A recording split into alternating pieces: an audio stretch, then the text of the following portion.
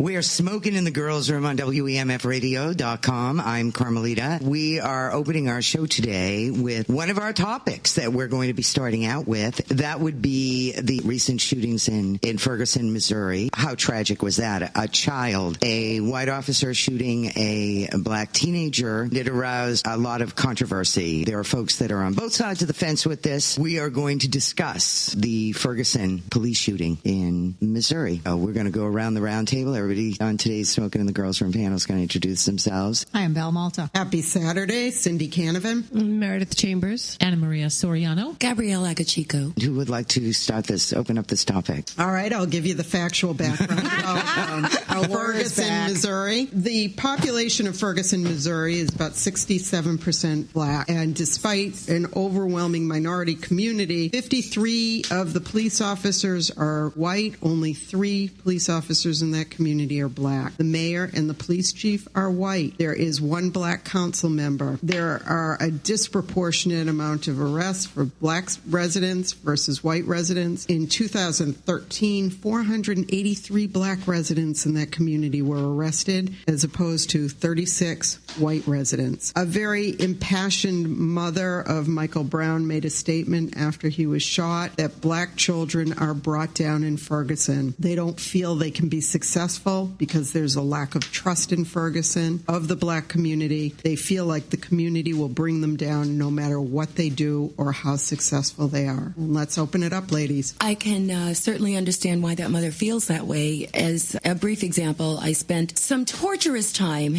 in high school in Hartsdale, New York. I had already been accepted at college, but you had to go and do the sit-in with the guidance counselor who, despite my grades, despite my college acceptance, actually tried to talk me into going to trade school. So that's kind of common for me. Again, as the only black person on this panel, half of the stuff that you're going to say and talk about today is something that I know for real. Mm-hmm. Shopping, if every time I need to buy a piece of clothing, it just my stomach starts to roil because it means I'm going to have to go into a store, which means I'm going to have half the sales force following me, checking me out, making sure I'm not stealing anything, even when I go in without a purse. Yeah, you're guilty of shopping while black. Absolutely. Right? It's like driving while black, yeah. You know, we kind of live with this stuff every day. My frustration, and part of the reason I've stopped talking about it on my Facebook page, along with my other activist things, is it's kind of like I feel like Barney Frank said when he was trying to talk common sense to some Tea Party members, where he mentioned that it was like talking to furniture. I can talk to white people about this. They can see it as maybe I'm being sensitive or I'm overreacting or it can't really be that bad. You know, you're speaking in hyperbole. I'm like, whatever. I'm done. It's my cross to bear. I've started shopping mostly on the internet just because I can't be bothered. Now, unless everybody sees it, there's really nothing that anybody can do. So, Gabrielle, I'm curious to know if you think that racism is more out in the open since Obama has been elected. Absolutely. Because I don't experience the same thing that you do, but I feel that it's out in the open. Yeah. People are less afraid to come out and say how they feel about it. It's much more out in the open, and I would say it's taken on a particular virulence that I had not seen before, where people are almost proud of their hatred, and they are kind of daring anybody to do anything about it or say anything about it. And since Obama has said zip, except in the defense of his friend Skippy Gates, we really can't expect any help coming from people who might have the power to actually say something that could influence people. In the research that I did today, it was interesting because Michael Brown, this is not the first time an unarmed black teenager has been shot by police, unfortunately. A few years ago, closer to home, was the case of DJ Henry Jr., who was a student at Pace University in New York. He was a resident of Massachusetts and was an exceptional kid. He was also shot and killed, or he was shot and killed. He was in a vehicle at the time. The Department of Justice is currently doing an investigation in that matter because the police department, the grand jury did not issue an indictment of the police department in New York after an investigation. So the U.S. Justice Department continues to investigate that. But something that jumped out at me is that these are not isolated incidents, and this is personal to people in the community, in the black community, Afro-American community. It's something that unless you are in that community, as Gabrielle said, you don't really understand. It is day to day. It is every day. When you have a child, when you have a son or a daughter, and you send them out into the world and they're a teenager, in most cases, if you're not a member of a minority population, you say to your son or daughter, be safe, be careful, come home. I imagine if you're a member of the black community, you really wonder, is your child going to come home? And could it be the police, the ones who are responsible for keeping us safe? Caucasian people don't think that when their kids go out. Are they going to get shot by the police? No. Who thinks that? They get their license, and you worry about them, doing something stupid. Right. But now you have to worry about they're going to be pulled over by the police just because they're driving. A few years ago, I was living in central Massachusetts, and I was on my way home, going out Route 2, and I'm driving through Weston, and I see the police have pulled over a guy in a very posh black Mercedes. I look because the traffic has slowed down to look and see what's going on, and they had pulled over D. Brown of the Boston Celtics, and they had him on the ground, face down, for driving his own Mercedes to his own house in Weston. That's all he done. He wasn't speeding, he wasn't drunk, it was early evening. When I moved into Lancaster, I immediately, me and my friend Linda, went to the police station with my car. I said, I moved into this neighborhood, I live on Lankin Road, this is my car, this is my license plate, this is me, please don't pull me over. What was particularly upsetting when I was also researching this issue was the fact that Michael Brown and DJ, after they were shot and killed, they were handcuffed. Neither of them was given medical attention immediately. Right. You have two kids, innocent kids, unarmed kids, who lie there, and in the case of Michael Brown, for hours, his body was lying there. What is that all about? Yeah. And the lovely photoshopped photograph that made the rounds a few days later of him lying dead on the ground, and someone had photoshopped in pieces of fried chicken, some bananas, stuff like that. That was just lovely. Just lovely. Unbelievable. There was a professor a few years back in Cambridge. He was a professor at Harvard University. Skippy Gates. Yes, Skippy Gates. And that was particularly outrageous because I live in Cambridge. It was in our city. But it was not racial profiling. That is my anger about the whole thing. He comes home, he can't get into his house, he tries to break in, and somebody called the police. Right. The police show up. He works at Harvard. Everybody knows who he is. All he had to do was pull his ID and say, this is who I am, this is my house. But Gabriel, his neighbor called the police on him. His neighbor. That's not the reason that he was arrested, though. He was arrested for sassing the police, which any white person in Massachusetts will tell you do not do. That's why he was busted. But Gabrielle, would a white person have been arrested? For probably not. Said the things that Skippy said to him, and many of my white male friends have said the same thing. I would not have said, big, tall, strapping white guys. I would never have talked to the police the way that Skippy talked to the police. No, you're right about that.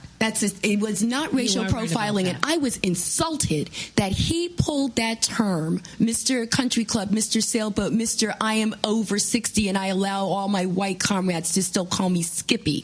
Give me a break. Wally Soyinka took the pee out of him at a dinner I won't even go there, but that was not racial profiling, and he demeaned every real episode of that by trying to pull that. I wish we'd had this show when that happened, because this would be a fiery discussion. We're gonna move back to Missouri here. Well, I think when we go back to Missouri, what was equally upsetting was seeing how the crowd control, how the anger and frustration of that community was handled. We really saw the militarization of the police. That's what I'd like to talk about. And that's a very frightening... Warrior cops. Yeah, that's what we have now. Post 9/11 warrior cops. And the anger and frustration related to the lack of communication from the police department in the first place, the lack of transparency. Not peacekeepers. But why would we be surprised at the lack of transparency? We see it coming all the way down from the top of our government. I don't see why anybody is surprised that the police are being opaque. I agree. This is what I don't get. People always fall into this, I'm stunned, I'm shocked, when we shouldn't be shocked at all. People that actually pay attention aren't as as shocked. People like the people around this table and people that are probably listening, they pay attention. But there are a lot of people that don't pay attention to this kind of thing. I have been screaming about the militarization of our police force ever since 9/11. And it's been getting worse and worse. There's, Cindy, help me out. It's called Passe Comitatus, which is a federal law which restricts the use of military in civilian law enforcement. And that's been undermined. We don't allow the military to come in like in other countries and police a civil disobedience when there's protests, unless it gets out of hand. This happens more and more, and they bring tanks in. I mean, it looked like they were at war in Missouri. It did. It looked like we were looking at a war scene. It was I know. Now, someday, everybody's like, well, they were throwing Molotov cocktails, they were protesting while black, whatever the reason people say. My concern is that, okay, someday they're going to be coming for you. When you have something that you're not happy about and you take to the streets and protest, they're going to be coming for you. So this is a big deal. Yeah. I think racism is a huge deal, but this is also a real problem. You and I have protested before. Yep. We protested together. Yep. I mean, what if they decided to send out tanks after us that day? Yep. Well, and they're not training the local police departments. No. They're giving them this equipment. The Pentagon is giving it to them. Yes, they are. It's a frightening situation. Yeah, they're focusing on weapon training and not on peacekeeping training. And really, it did look like Ferguson was occupied by an army. Like what we see happens. Us up for like another strain of apartheid. That's what I'm seeing happening right now. And a couple of weeks ago, the CBC actually kind of blew my mind in that the U.S. was the only country that voted pro-Israel in this thing. And the CBC voted pro-Israel. They voted pro-apartheid in Gaza. So if they are willing to make that vote over there, I'm just seeing it like, there's a group of black people that maybe might not be affected by this. It's a very small group.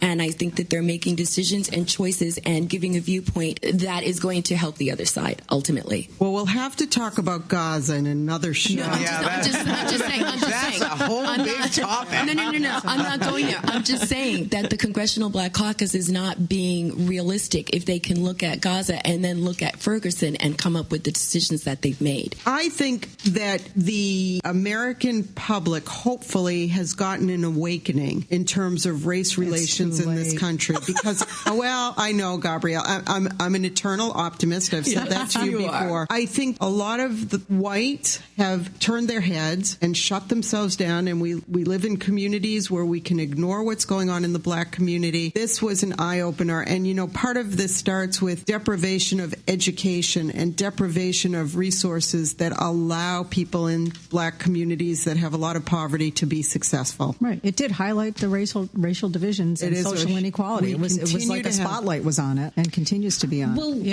part of me thinks the other side too, not the other side, but one of the facets to this is, so we have these men and mostly men and occasionally women that are trained and we put them into a power position and they're armed. We're hoping that they're mentally stable. I mean, that's debatable. I mean, I can tell you personally, such an abuse of that power. I remember coming off of Route 2, coming home from work, taking that Medford exit, and I remember hearing the whistle, blowing, the whistle blowing, the whistle. I'm like, what the heck is that? And then I look and it's, fall and it's getting dark early, so it's dark, and I'm looking at these flashlights like the planes are coming down the runway, and it's this cop, and he's blowing his whistle, and now there's always a detail cop there at the corner. So I'm like, oh, wow, he's really into this, his traffic. So I stopped, and the light was, the light wasn't even red. There's no light there. I stopped to let the car go out, and I lifted my foot off the gas, off the brake, just, a little, you move an inch. And this man with this gun and this power comes storming up to my car, screams at me at the top of his lungs, "What are you doing?"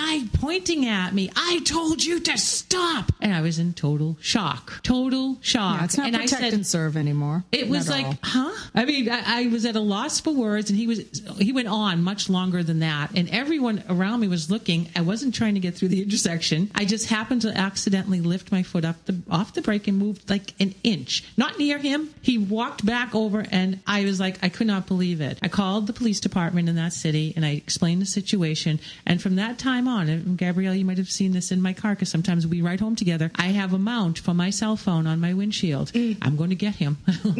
Because I saw him do it again to another man. I heard the whistle, because before you get off the exit. He lost his mind. So my point being is, they're it's just too much power. I mean, in the UK, they don't carry guns, right? We're giving these people this power, and in an adrenaline situation like this police officer was in, and that's no excuse, I can just imagine him just losing it for some unknown godly reason. Well, that's happening. It's happening everywhere. It's protect and defend. They don't even say protect and serve, I think, in the oath that they take anymore. No. That might not be if it's true. There seems to be protect and defend and uphold the laws. It's not protect and serve. There seems to be not as much creative formal training anymore. Val was just saying they're relying entirely upon their weapons, and there is a serious abuse going on and here. We're the enemy. So now it's becoming evident, in every community, as Anna Maria just told the story. I had an incident with an officer recently that Cindy was witness to, and she was asked to leave the scene, and it was over not having my headlights on. But multiply that by 100 if you're minority. Yes, if you're black, you'd be in jail. That is exactly where I was going with this. My point was, multiply that with minority and racial profiling, and we've got a big problem. Last year, all the warning signs were here. Mm-hmm. The NAACP filed a federal complaint against the St. Louis County Police Department over their complaint was over racial disparities in traffic stops. Mm-hmm. So this profiling was already screaming for attention, and lo and behold, it was only a matter of time before somebody was going to get killed. We're seeing more stories about, just profiling in general, but it's gotten really out of control, and I don't think our officers are being trained to handle anything besides reaching for their guns and shooting to kill. Well, there have been over 300 deaths of unarmed black teenagers between now and 2012. Unbelievable. That's a horrible statistic. And that's the ones that we know of. So why aren't our police officers, all of them across the country, having to wear those video monitors from the second they see something starting, until whatever process is finished? I'm curious about that. I know some districts have them, but not across the board. I'm not saying that would solve everything, but it certainly would be a good start. Because getting back to what I said, I'm going to load that camera up to my dashboard, and the thing that is somewhat of a saving grace is that if you took a group of around this table right now, how many of you have cameras in your phones? So they're out there, and you have to think that by some saving grace, people are able to document this. I saw an interview with two of the young girls that were at the scene and had shot video after the fact, unfortunately. But the fact of the matter is that get in the habit, everybody, of having that phone handy, because you just don't know when you would think they would want that. The police officers would want that to save themselves too.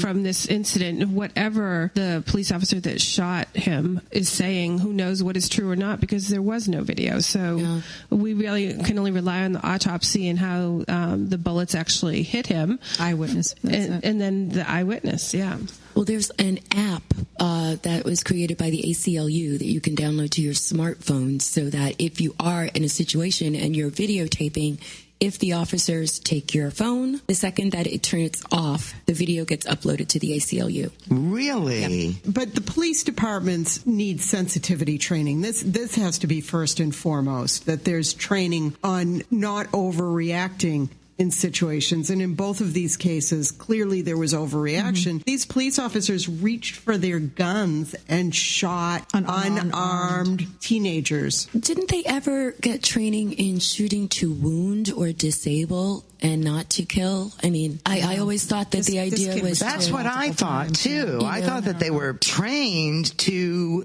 not kill. That was their primary goal, was to... SWAT team mentality. Well, another aspect of this story that's very disturbing is the information that was released by I don't know who planted the information, who started it, but that was intended to disparage. It happened in both cases, in both DJ Henry's case and in Michael Brown's case. The information was completely irrelevant, but it was intended to disparage their character and create stereotypical scenarios. In my opinion, even if this kid had robbed that store and this police officer knew that he had robbed that store, he was was still unarmed. So he deserved due process. If he was a criminal, he deserved due process. He was not armed. There's other ways to take somebody down that isn't armed if you're a police officer. You don't die for stealing a cigar. No, you don't. Well, that was the other thing. I mean, I was kind of stunned. Usually, generally, before a case goes to trial, particularly something as horrendous as this one, evidence is withheld. And suddenly, this video surveillance of this teenager stealing in this little store is all over the internet. Who released that? Who released that? Police chief the police released that, and there's no trial yet. This has not gone to trial. And it's not relevant. It's not relevant at all. But they tried, didn't they? It seems pretty evident to me that they tried to bias this, create bias on behalf of the Missouri police. And that was done in the case of DJ Henry as well. They released information that he was drunk, that he was intoxicated. So he deserved to be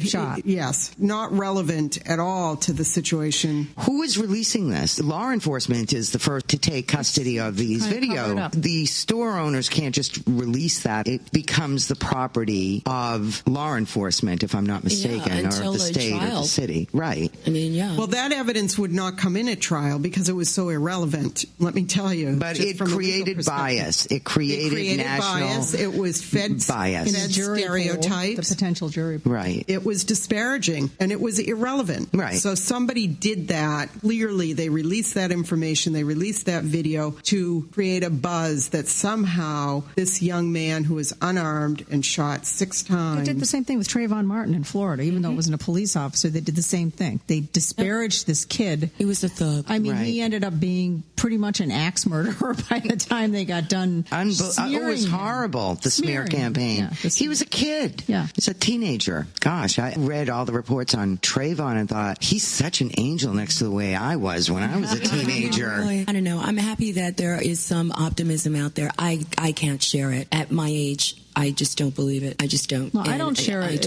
as far as the police being militarized. I mean, the drug war is another thing that has fueled this. No, I mean any optimism in terms of the police getting sensitivity training. No, they're not. It's going to get worse. I mean, the SWAT teams are routinely knocking down the wrong doors. They go into somebody's house that they were told had an ounce of pot, and they go in with guns drawn. They shoot people's dogs. People return fire, and people end up getting killed. Yeah. They've knocked down the wrong doors. There was some grandmother that got killed because of this. I mean, this happens routinely across our country, and there's no outrage about it. No, there isn't. Well, there should be outrage. I think it's beginning. I think that people are finally starting to wake up. As somebody said a little earlier during the show, when it happens to you, it changes everything. That's right. One day they'll be coming Val for you. said that. Once it happens to you. I'm out there for marijuana legalization. I protested for Monsanto. I protested for the Occupy movement. I mean, I have a right to do that. I'm a citizen. It's peaceful protest. But what if the government decides, like in the case of the Occupy movement, that they don't want you there? And sadly, I think that's what's going to bring people together. Well, unfortunately, when enough people are harmed and abused or killed, they'll put us in those FEMA camps. Right. There'll be an understanding. I think that the whole racial profiling, once it starts happening to white people on a regular basis, of which we're not used to. Like I said earlier, when your child goes out at night, if you are white, if you're a white parent and your child is white, you're not thinking, is my child going to be shot by the police tonight? You just said that's not the norm. It is the norm for an African American parent. You're not sending your child out the door saying, be careful of the police. Right. Exactly. Yeah, the police are your friend. Unfortunately, we're going to have to move on to our next topic. Does anybody have any last thoughts on this? My last thoughts are I would suggest, I think Jon Stewart from The Daily Show did a great... We should post that on our page. He did a great parody He did commentary on Ferguson. And I would suggest that you listen to it, and we'll post that link on the Smokin' in the Girls' Room website. Nice.